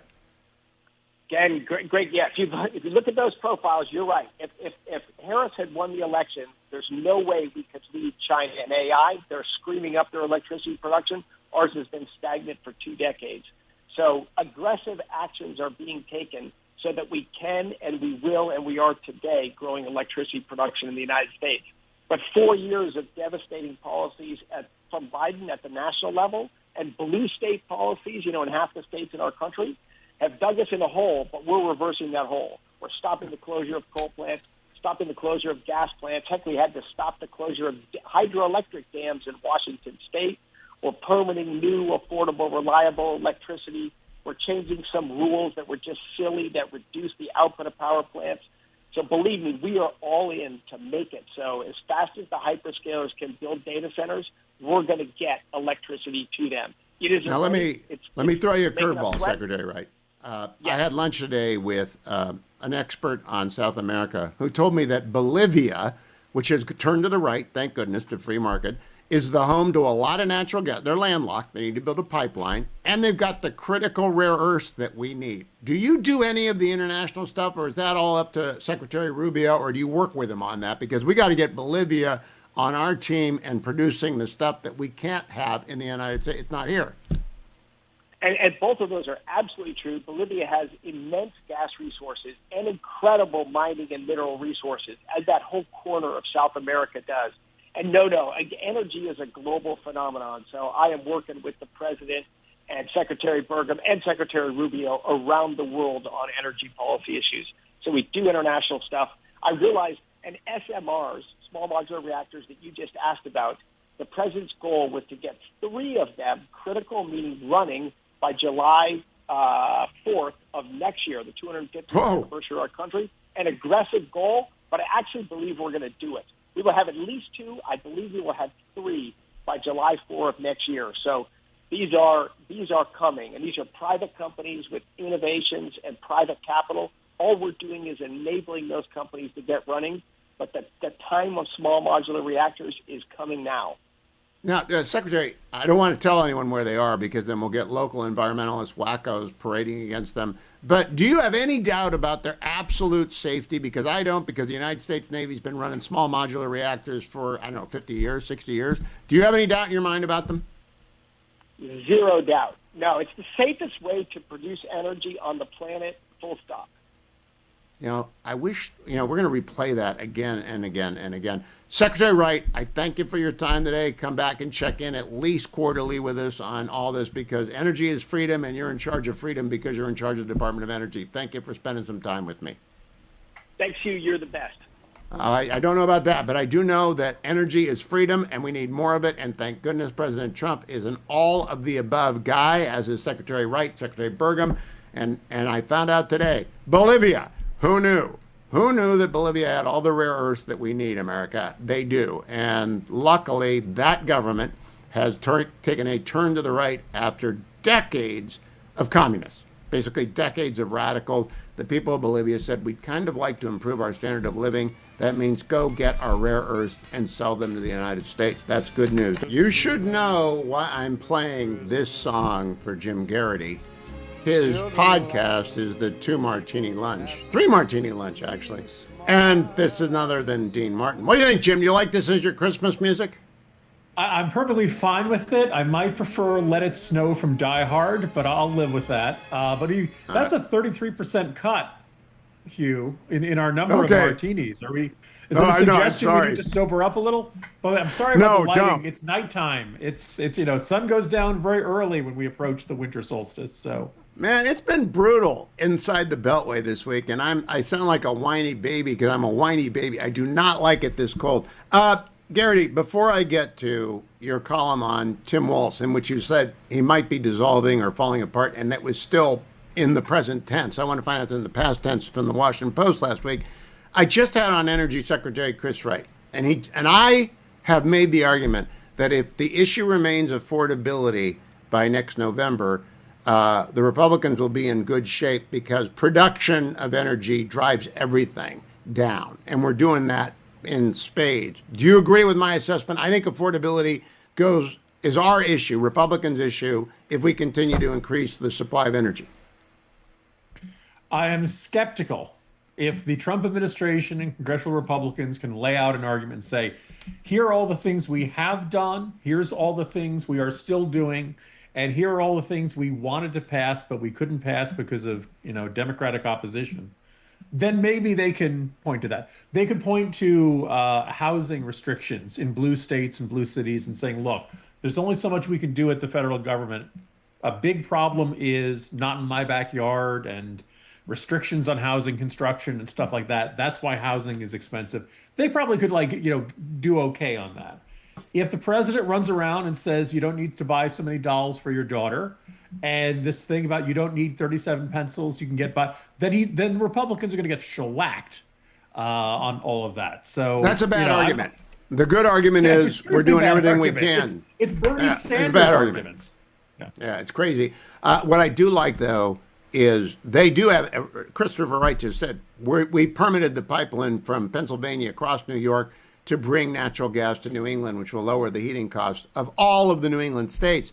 That's the kind of answer that works. I just think they haven't made the argument yet. It's all about energy. More energy means lower prices for everything. And I think Americans understand that. Do you think they get that? I think they like lower energy prices. And it is kind of weird to be in this state where people are very upset about the cost of living. And I don't feel like gas prices are really the problem. Averages have been around $3 a gallon for most of the year that Trump has been in office, dropped a little bit below $2 a gallon. Usually when gas prices go up high, you see, all the local news stand-up reporters, I'm here, they're looking at the pain at the pump and all that stuff. The president keeps saying we're on our way to $2 a gallon. If that is the case, things will be great. I wish he would not say that we're close to $2 a gallon when we're at like $2.96. I don't really think that's that close. But really, all in all, gas prices are not the problem, and it wouldn't be bad for the administration to talk about this. I think grocery prices are a big one. Look, if the Supreme Court saves the administration by saying these tariffs are nonsense, you can't just impose them willy-nilly, you can't change them every 6 weeks because of what mood you're in, then conceivably, you lift the tariffs, businesses have an idea of what the tariff rate is going to actually be, and they can actually make plans for this, based on this. I think you'd actually see an economic boom come out of the Supreme Court decision. Don't get your hopes up. Supreme Court's supposed to decide the law, not what's good for the economy. Don't get your hopes up, Jen. They're going to punt that. That's going to be a punt that would set an NFL record. They're going to send that back down to the Court of Claims to go tariff by tariff for those which can make a national security argument versus those which can't, and then we'll have it will go on for 3 years, and then President Trump will retire. That's my prediction. Now let me turn to your Washington. You don't want to punt that to me because my Jets will return it for a touchdown against your Browns. All right. We lost to the Titans this week. We being the Browns. It's a you bleak dissolve winter. At that point, right? That's no. That's taking the tanking for a draft choice really. Aren't you a Mets fan? Are you a Mets fan? Did the Mets lose like 3 of their starters this week? I won't go there. And we won't go to Michigan either. Fan. I'm a very casual Yankee fan. I think the best thing about being a Yankee fan is you have to pay attention to the postseason. I want to talk to you about your column about Tim Walz. You thought his chances to be the nominee were crumbling. That's the header, crumbling. Have they now officially crumbled with the Minnesota Somali scandals? Yeah, and he was always something of a long shot. You look at the history of people who've been on the losing, presidential ticket: Sarah Palin, Paul Ryan, John Edwards. Generally, it's not Walter a great Mondale. Yeah, but you end up, if nothing else, you have high name recognition. People know who you are. You probably have a decent donor network. No, I think my conclusion in that column was that at this point, he's not, far from a guarantee for a third term. There's no term limit, but most of the time, Minnesota governors run for 2 and then stick around. And he could have said, I've completed my work in 2 terms. It's been the adventure of a lifetime. Now I'm going to write a book. I'm going to go teach. I'm going to go sit in a think tank. I'm going to make money on corporate. He could have done all the usual stuff you do when you leave office. Instead, he wants a third term. He's got a record to defend on. Between now and the primary, which is in, I think, May, Hugh, if you're a Minnesota Democrat, do you want to spend the year defending him? Or do you want to nominate somebody new who can say it's time for a change? I'm a fresh face. It's time to turn the page. I think it's too late. I think it's too late for them to make their change. But it's not in California. It's not too late because he's not coming back. Gavin Newsom made the argument today in an interview. I got hit with this on a Fox appearance today. Said we failed on the border, meaning Biden. We absolutely failed. But he's doing that, I think, tactically to try and get the issue off his back. Will that work, Jim? Well, the good news is that California doesn't have any policies that affect immigration in any way, shape, or form. So clearly, none of this could be laid at his feet. And look, on the one hand, yes, it is accurate to say this was primarily a failure of the Biden administration. And we come up, who was the person in charge of migration policy? Who was the czar? Oh, that's right, the vice president. The next follow-up question, and I'm glad that he's acknowledging that. I'm glad he's not trying to say, oh, Biden did a terrific job. What do you want to do differently, Governor Newsom, assuming you want to run for president, and everybody knows that he does? What policies of Trump would you keep? What policies would you get rid of? You've done a lot of complaining. Is there any policy on the border that you think has worked out well? Is there any policy of enforcement? Like my guess is he will then his answer will be some version of homina, homina, homina. That is an excellent question. Yes. That is okay. I got a quick exit question for you. You've got the robotics geniuses in the household. Which company do they think is going to win the robotics race in the United States? All right. So the one I keep hearing them, this is not an endorsement. Dear listeners, don't make stock investments based on any of this. Absolutely not. We don't give investment advice. The companies that I hear. One is Tatum Robotics. And without going into specifics, my offspring is going to school in Massachusetts in a very distinguished one. Oh. So, I'm bragging without bragging, So Tatum Robotics is one, but the other one that inspired all the interest was Boston Dynamics. And they're the ones that have them singing and dancing and looking all kinds of fun. And you just kind of see it. You're waiting for that moment where they turn to the camera, the eyes turn red, and like, now we're going to get you. When Skynet comes, I'm coming to your house because maybe your boys will be able to protect us. Jim Garrity, Washington Post columnist, National Review senior editor. Get the Morning Jolt. Watch the 3 Martini Lunch. Listen to the editors and read Jim wherever he is. Follow him on X at Jim Garrity. It is pretty difficult to win the Dumb Olympics in the United States, but Senator Ossoff of Georgia took the gold today in the debate about whether or not the temporary emergency Obamacare subsidies from COVID should be extended or not. Senator Ossoff, Georgia Senator Atlanta, Georgia Senator Macon, Georgia Senator everywhere in Georgia. Senator John Ossoff said this, cut 9 on the Senate floor. The whole conversation about these Affordable Care Act tax credits in this town and this building has been focused on the politics of this issue. This is life or death. People will die. This is one of the most consequential votes this Senate will take all year. By saying yay or nay to the clerk of the Senate later today, senators will decide whether people live or people die.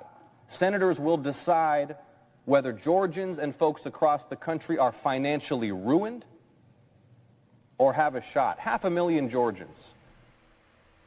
That's not true. You know that's not true. You know that people aren't going to die because the emergency subsidies passed during COVID when people couldn't work are going away. You know that that's not true. So why does Senator Ossoff say that? Because he wants to put that in a clip, which we just played, and he wants to send that out to a variety of focus group targeted AI generated lists showing that he will go to the mat for extraordinarily stupid causes. That's all that is. Georgia, don't get fooled again. Now let me turn to actually helping people as opposed to scaring them. Angel Tree is a sponsor of our show. We sponsor Angel Tree. We welcome them in. We go the distance for them because they take care of the 1.5 million children, as many as we can raise money for, whose mom and or dad are behind bars this Christmas. They can still get a present from them. They can still get a note from them. They can still get a visit from an Angel Tree volunteer with a Bible and that present and that note on Christmas Eve or Christmas Day. Give a listen to Stacy Campbell about her experience first time as an Angel Tree volunteer. And it was a little boy answered the door and I said, oh, here's a gift from your dad. And it was just this, oh, he remembered me. And I think the whole gift kind of fades into the background. It's that connection and that realization that I belong and my friends are having Christmas, but I'm having Christmas too. I'm worthy as a little kid. And that's the part that doesn't leave you. You can do that with $30 and you can call in a donation at 888-206 2764, 888-206-2764, or go to the banner at hughhewitt.com at the top. Now I want to go to Senator Schmidt. Unlike Senator Ossoff, he's a smart guy, and he gets, some guys try to ambush him. Some reporters try to ambush him outside of his office. Can we play Senator Schmidt earlier today? If you can seize a tanker without killing anyone, what's that? If you can seize an oil tanker without killing anyone, shouldn't that have been the way that these fishing boats were also stopped? Fishing boats? What is a fishing boat? Well, the drug runners? The drug runners. Those aren't fishing boats. Yeah, but those aren't fishing boats. If you can seize a vessel without violence. Okay. Well, let's talk about Article 2 authority. The President, the Commander-in-Chief, has identified and designated terrorist organizations who are cartels who run drugs that kill 100,000 Americans a year. So there's no legal question that he has the legal ability to blow those boats out of the water, and they will continue. This, however, these were economic sanctions by the President as delegated by Congress. Those were enforced by civil authorities with the aid of the U.S. Navy. So we're talking about two very different things. But if you're asking me if I have sympathy for narco-terrorists killing Americans whose boats that are carrying the drugs that kill Americans, I don't. I have sympathy for my neighbors in Missouri who've been poisoned, who die. And we finally have a president who cares about them more than the Democrats care about going down to El Salvador to drink margaritas with terrorists. That's how I feel. Don't sleep on Eric Schmidt. That was something. Fishing boats? Fishing boat? That was the way to do it. He should give a lecture at the next conference meeting on how to do it. Fishing boats. All right. This is not a fishing boat. This is Relief Factor. I'm in the Relief Factor studio.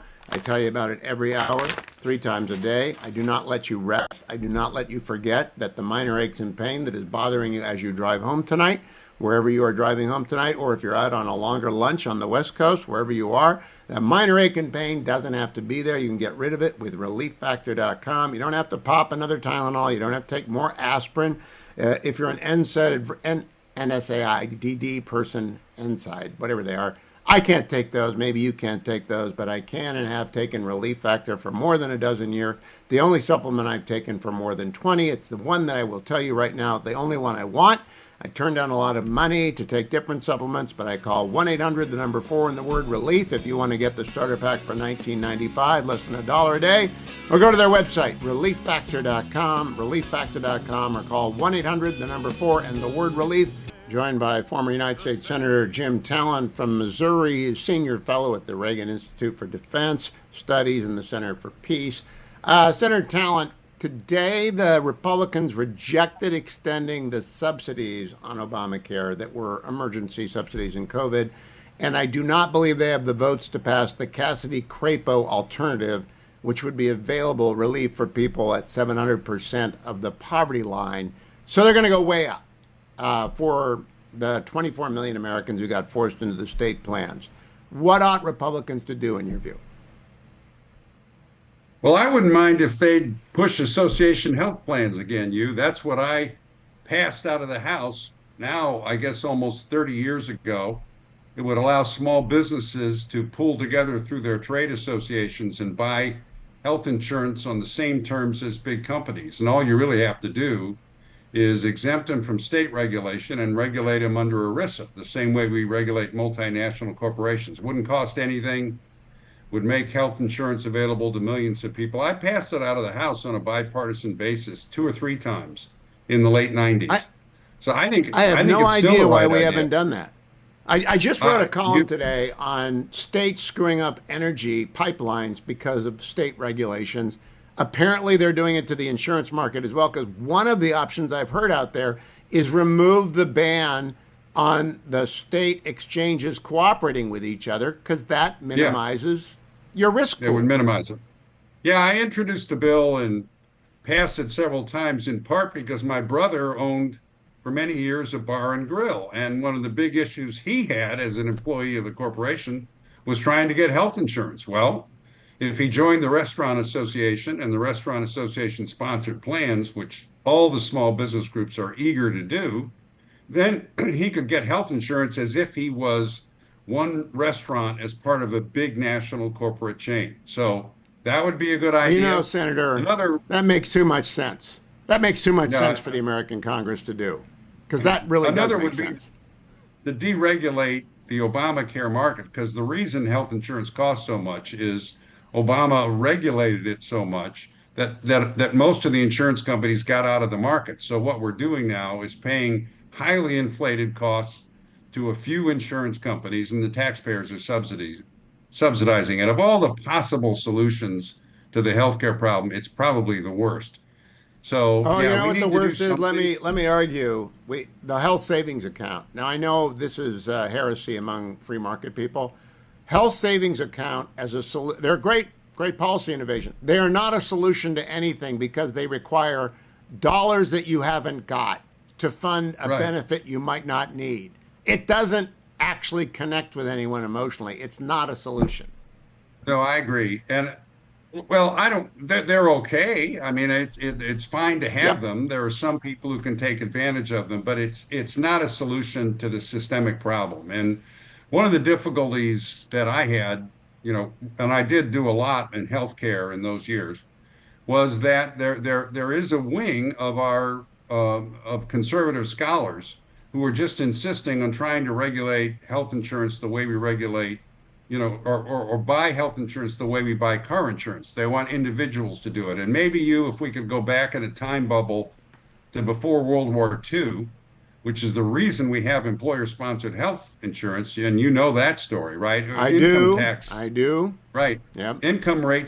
Tax rates went way up, but the government was not taxing fringes. So employers started putting a lot of money into fringes, including group health care for their employees. But anyway, they're really substantial but incremental solutions are the way to go. And I think maybe next year in a reconciliation bill we can do it, because the Democrats are not going to cooperate in the Senate. So we're not going to get 60 votes. Now, on the NDAA, it did get out of the House. Do you think it gets out of the... It doesn't never not pass. We can't be that irresponsible, could we? No, it's going to pass you. It's the product of a bipartisan agreement, and it's a good, solid bill, as you would expect on a compromise. A lot of people don't know it codifies. I think in total or in part, I think 15 of the president's executive orders, including those relating to DEI in the Department of Defense, as well as Golden Dome. It gives authorities to the military to assist with border enforcement. It funds border enforcement. So there's a lot of good things in it, apart from the provisions relating to hypersonics and AI and quantum. My big concern about it, is that this year they're only increasing the top line, I think, $9 or $10 billion. But little birds tell me that the president's going to propose a big increase next year, and it's certainly needed. Is that for Golden Dome? Because it's a lot more expensive than they have budgeted for in the first year, and we need it. We need it yesterday. No, and again, I'm hearing this from sources I do trust. The president just made a decision that we're going to have to put more money for a lot of things into the budget, and which is a good thing. They have achieved a lot of efficiencies this year. They're working very hard on streamlining acquisition. In fact, there's provisions in the bill relating to that, although I think that's just a question of executive decisiveness and accountability within the Department of War. In other words, you tight chains of command, clear responsibilities, and hold people accountable for sticking to the plans on the major procurement programs. And I think that's what Hexit is trying to do. It's difficult. Senate staffers have told me Pete Hegseth has taken all the arrows, and Steve Feinberg, who's the number 2 at DOD, is getting all the work done, and that he's extraordinary. Have you heard that from your people? Oh, yeah. As a matter of fact, Secretary Hegseth said it in his speech to the Reagan. He didn't say I'm taking all the arrows, but he said Feinberg is working 24/7. And that's the normal demarcation between SecDef and Deputy SecDef. Is the deputy is the one who manages the department. Let's put it that way. And Hegseth is doing a lot of I just mentioned DEI, but the morale, he's doing a lot of the travel, obviously, and Feinberg is sticking in the Pentagon trying to make the gears work. And I think he's very good. I mean, it's one of the really hopeful signs. I mean, he's good at what he's doing, and he's learning all the time. I hope he stays all 4 years. And you're right about Secretary Hegseth. He is a walking recruitment poster, and it works. Right. Jim Talent, Merry Christmas to you. Maybe I'll talk to you next week. Follow him at Jim Talent on X. Quick follow-up on what is going on, and you'll see on the news tonight about the debate over Obamacare and the end of the subsidies. 40 years ago, 40, I was hired by Constance Horner, then director of the United States Office of Personnel Management, to be the general counsel of the OPM. Big agency, 6,000 people, 40 lawyers, great job. I stuck around long enough to end up running the place because everybody else left, and I was too young to have that much authority. But in the course of those 3 years, I learned about the Federal Employee Health Benefits Program, FEHB. And FEHB is a giant insurance program. So I had to learn about something called adverse selection, and I had to learn why people dropped out of the program every year and others came in every year. And I learned that federal employees, like everybody else with health insurance, self-select for the plan that they need in the near-term future. So if, for example, a youngster is about to go into the period of years where they think they're going to get pregnant and have a child, they're going to shift to a plan that covers pregnancy and emergency child care and special needs in the unlikely event that they have a special needs pregnancy. They go and select the much more expensive to them in the short-term plan, and it's called adverse selection. And when enough adverse selection happens, the insurance plan withdraws from the Federal Employee Health Benefit System, and all those people have to go shopping again.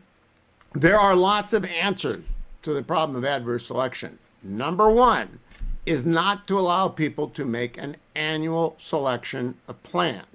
Make them make a 3 or a 5-year selection. I looked around the room. Why are we doing this annually? That doesn't make any sense.